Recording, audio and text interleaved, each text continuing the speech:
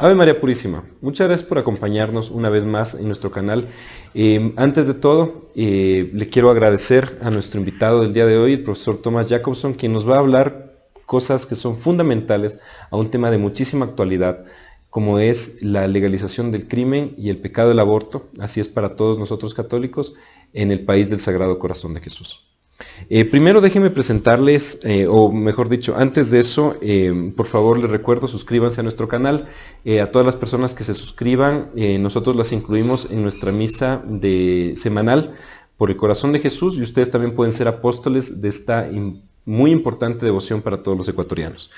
Bien, tenemos hoy a Thomas Jacobson. Aquí él es el director del proyecto Reporte Mundial sobre el Aborto.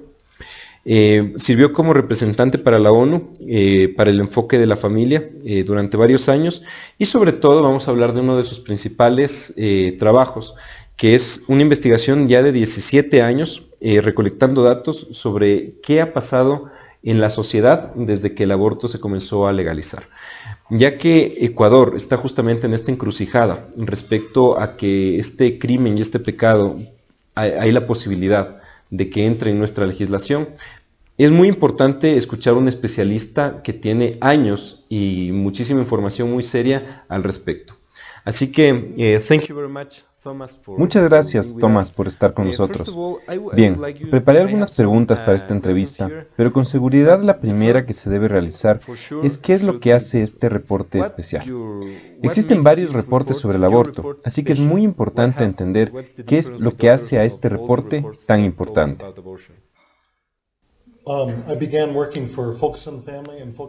Comencé trabajando para el Enfoque a la Familia en 2001 como representante de las Naciones Unidas. El problema del aborto se posiciona como el principal tema a tratarse en todas las conferencias a las que asistí. Así que comencé a recolectar estadísticas de diferentes naciones. Entonces me dije, sé cuáles son las estadísticas en Estados Unidos y quise entender qué tan grande era el problema a nivel mundial, ya que se notaba claramente una tendencia global a promover en gran medida el aborto. Así que fui reuniendo información independientemente de la organización que los proveía los datos. Y una vez reunida la comencé a comparar con la de las Naciones Unidas. A través de los años, comencé a comparar los números y me di cuenta que al menos, si no eran números reales proveídos por gobiernos, ministerios, hospitales, no podía confiar en los datos, al menos que los números estuvieran debidamente respaldados. Y entonces comencé a cambiar mi base de datos, solo números respaldados. Y luego fui a las Naciones Unidas. Tenía una gran recopilación de datos y hablé con el jefe de área que contrastaba la información sobre el aborto. Y le comencé a hacer preguntas concretas respecto a la credibilidad. Y me respondió, usted debe hablar con el Dr. Johnston, quien ha estado contrastando estadísticas mundiales sobre el aborto desde 1993. Pero él profundiza sobre cada caso uno de los puntos en una fuente específica para cada año. Así que se trata de información pública. Fue así como pude llegar a la información reportada por los propios gobiernos y los números reales recolectados por las Naciones Unidas. Y, así, depurar la información más ambigua. Y una vez que nos reunimos con el Dr. Johnston, iniciamos este reporte.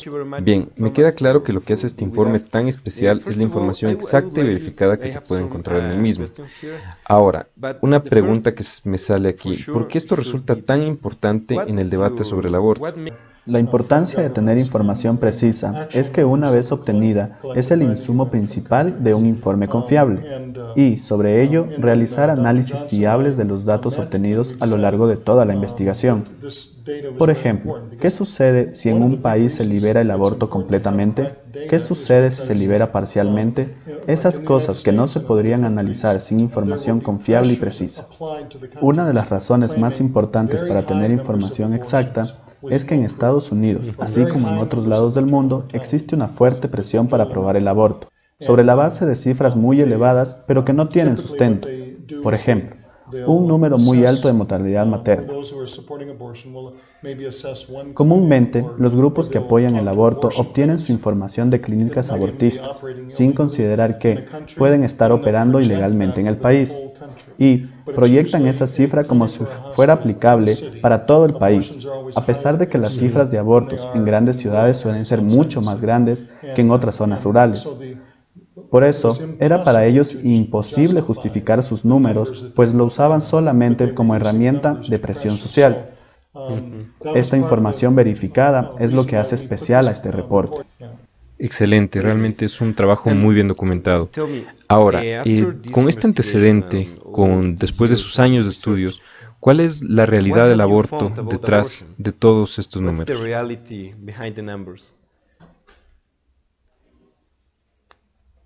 La realidad es que a nivel mundial se han abortado a más de 1 billón de bebés. Esto representa el peor genocidio y la peor maldad, la peor catástrofe en todas las historias de la humanidad.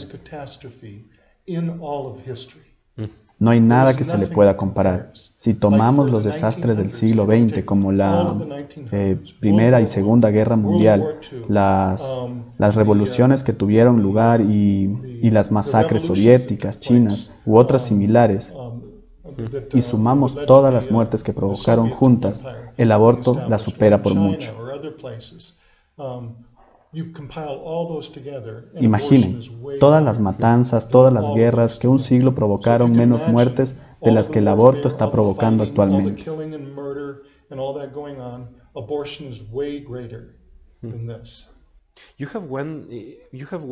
Hay una relación de números en su libro que me llamó muchísimo la atención porque ayuda a entender bien cuál es realmente la magnitud de estos números. Digamos, 1 billón es tan grande, es un número tan grande que cuesta entender realmente la magnitud de muertes que el aborto está provocando. ¿Cuál es exactamente esta relación? El informe contiene aquí unos gráficos. Aquí constan representados los abortos sobre 1 billón de muertes. En segundo lugar, con 262 mil millones de muertes, los denominados democidios. Democidios. Sí, democidios, que corresponden a guerras, masacres de los inocentes. Aquí en tercer lugar, la Segunda Guerra Mundial con 63 millones y a continuación, la Primera Guerra Mundial con 16.5 millones. Las comparaciones a las que usted se refiere son algunas que usé para mis presentaciones de PowerPoint. Esto equivale a que cada 6 meses mueren a causa del aborto la totalidad del holocausto judío. Y cada 2 horas, a nivel mundial, mueren el equivalente de las víctimas del desastre del 11 de septiembre, en el cual 2 aviones comerciales impactaron las Torres Gemelas, provocando más de 3.000 muertes. Entonces, con información verificada podemos decir que el aborto es el peor genocidio de la historia.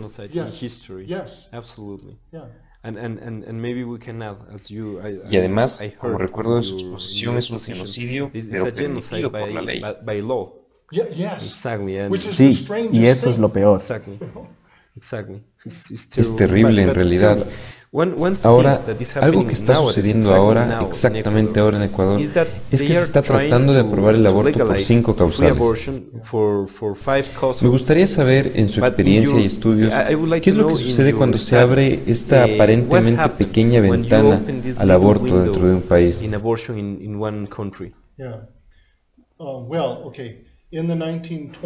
En las décadas de los 20, 30 y 40, cuando se abrió un poco la puerta al aborto, los números se mantuvieron bajos, y porque el aborto no estaba culturalmente aceptado.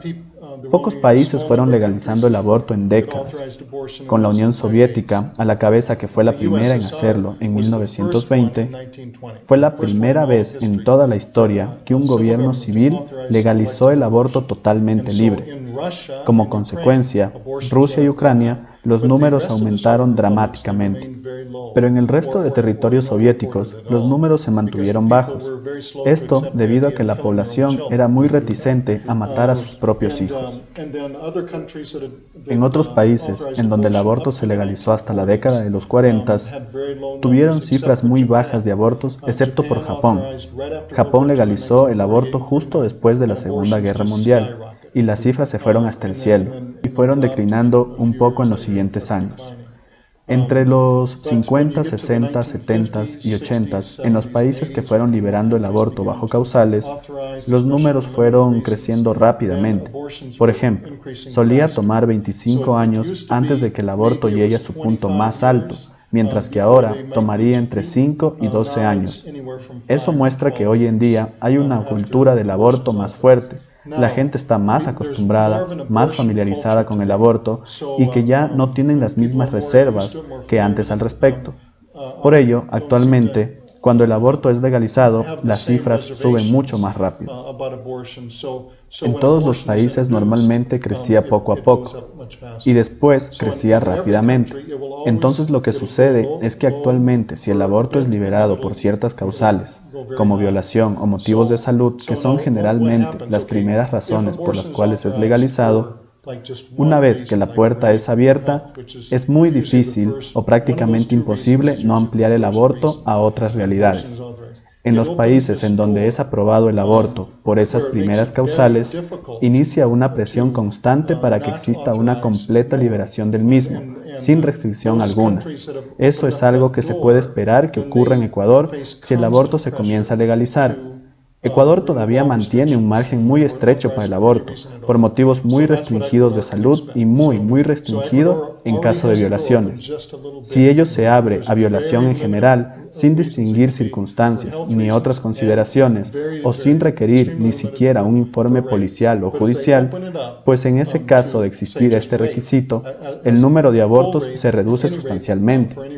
El mensaje que se da es que existen vidas de segunda clase y que no valen la pena. Así se arrebata el principal objetivo de la ley, que es proteger la vida humana. Thank you very much, Thomas. Estas palabras muy conmovedoras de Thomas nos han mostrado un poco cuál es la realidad del aborto en cifras, el peor genocidio de toda la historia.